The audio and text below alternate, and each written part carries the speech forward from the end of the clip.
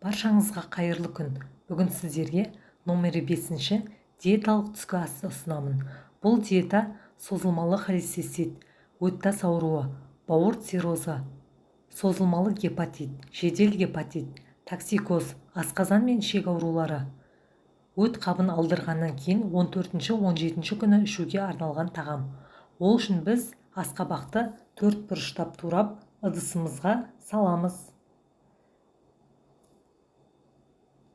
Және картошкамызды да 4 бұрыштап турап ыдысымызға салып жақсылап орналастырамыз.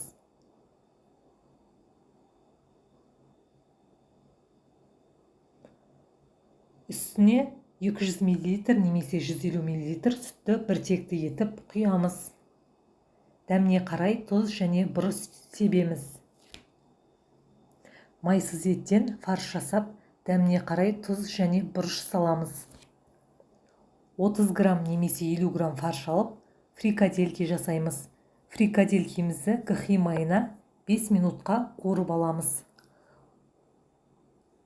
Және барлығын болғаннан кейін 180 градус пеште тамағымызды 1 сағатқа пісіріп аламыз. Біздің тамағымыз дайын.